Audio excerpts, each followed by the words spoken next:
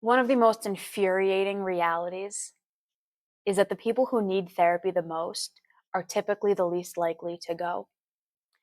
And isn't it ironic that the people who have been hurt by the people who desperately needed to go to therapy are typically the ones who go into it? They're usually the ones who are asking whether they're a narcissist, asking whether they're abusive. They're coming into therapy basically having to deal with the trauma and the hurt and the pain and the consequences of the people who just vehemently refuse to get help, to get therapy, to talk to somebody. I see this every single day with my clients that I see one on one. My name is Bianca. For those of you who don't know me, I'm a licensed mental health counselor who specializes in cognitive behavioral therapy. And I've done over 6,000 therapy sessions over the last 6 years. And this is a really common pattern that I see, like I said, basically every day. The people who need the most help are typically the ones who refuse to go.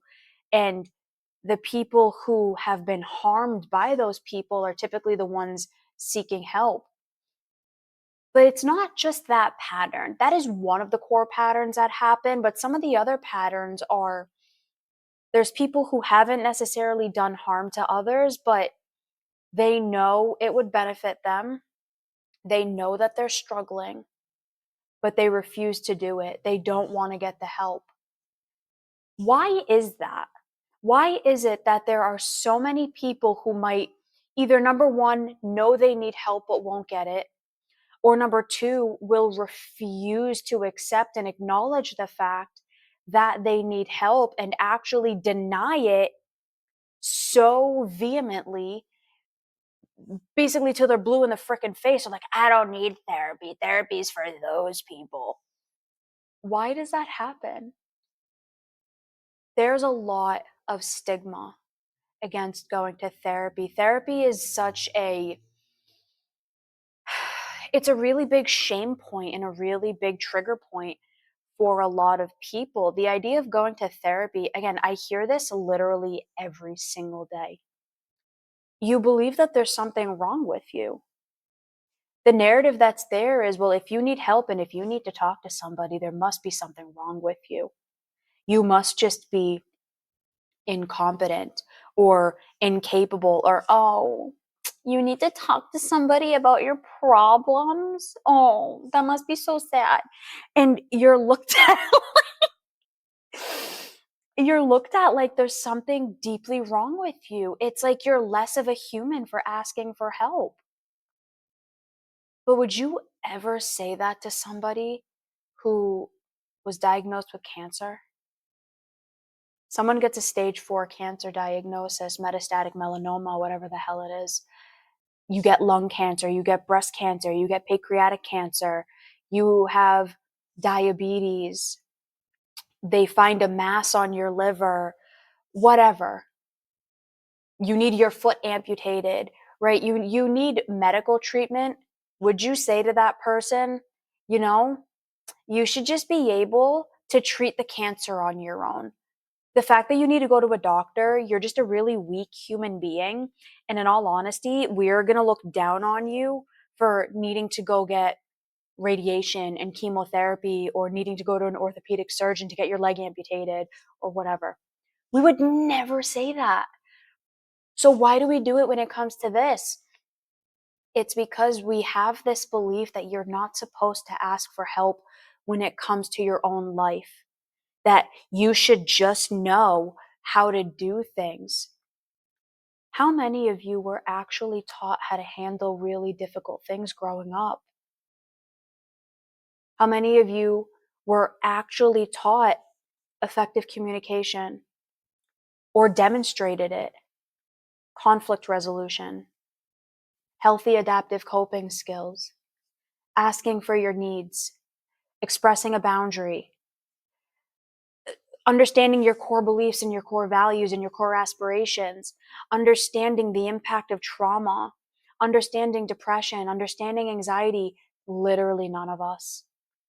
How many of you grew up in homes where there was constant fighting and you were told what happens in this house stays in this house and you don't tell anybody? Or, don't tell anybody what's going on, or you were punished for crying, or I'll give you something to cry about when you're hurt. How many of you were basically convinced that it's wrong to rely on others? For the grand majority of us, these were the messages that we were taught, but yet we're told that there's something wrong with us for needing help, even though none of us were ever taught this. Why? Because we have so much shame acknowledging that we don't know. We have so much shame acknowledging that I don't have all the answers. And you know what? I could really benefit from this. I could really benefit from getting some feedback and some guidance. We like believing that we're capable of everything. We like believing that we don't need help. We can do it on our own. I don't need a coach. I don't need a therapist. I don't need this. I don't need that. Because we think that there's something wrong with us if we do. Asking for help doesn't make you weak. Asking for help and acknowledging that you need help from a trained professional who spent years studying something is one of the most bold and courageous and smartest things that you could ever do.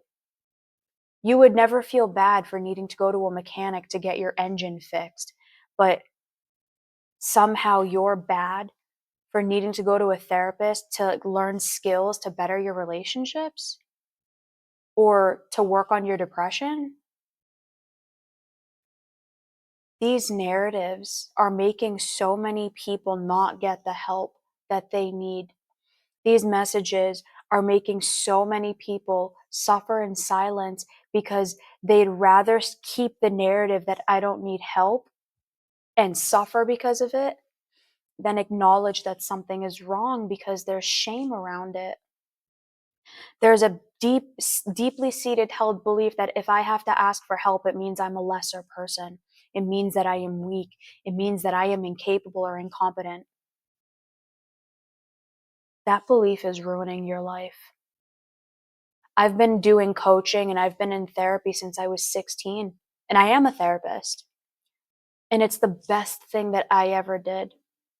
And the clients that come to see me, their lives are radically transformed. They're able to do things that they never thought that they'd be capable of because they finally allowed themselves to go to a trained professional who has spent almost a decade mastering her craft to be able to help them and guide them. If you need help with your finances, you go to a financial advisor. If you need help with your car, you go to a mechanic. Just because you go to a therapist doesn't mean that you're out of control. It doesn't mean that you're an incompetent human being. It means you were never taught these skills. Nobody taught you. Nobody taught you what a healthy relationship was. Nobody taught you how to regulate your emotions. You were taught the exact opposite. And then shamed for asking for help. It doesn't make you less than to ask for help. And I know it feels like it. Believe me, I still struggle asking for help, and I'm making this freaking video. But when that happens, the thing that I do is I really ask myself, what am I so afraid of?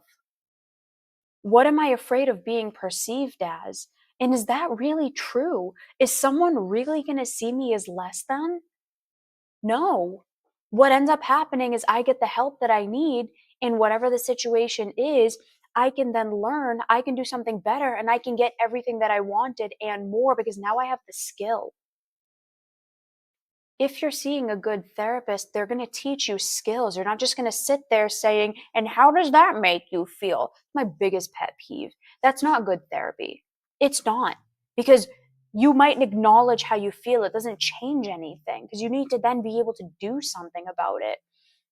A good therapist is not just going to ask you, how does that make you feel? They're going to teach you the skills to be able to do something about it.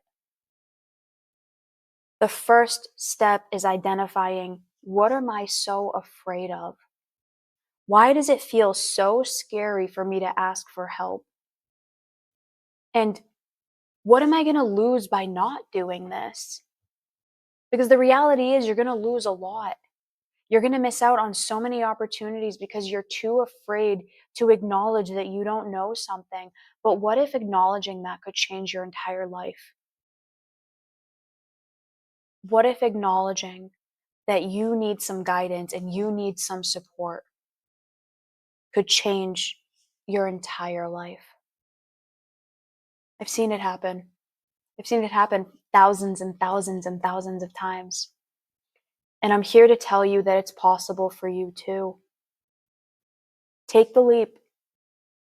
Whether it's me, which I would love if it were me, I'm taking clients, one-on-one therapy, whether it's me or somebody else. Stop being afraid of asking for help, because the only person that you're hurting is yourself. And you're hurting the people around you. And they might never tell you, but it's true.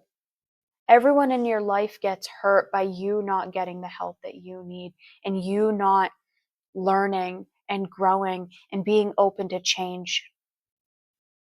My therapy journey and my growth journey saved my life, and now I get to help thousands of people and eventually millions of people all over the world, because I stopped being scared and I was willing to admit to myself, I need help. And the same can be true for you.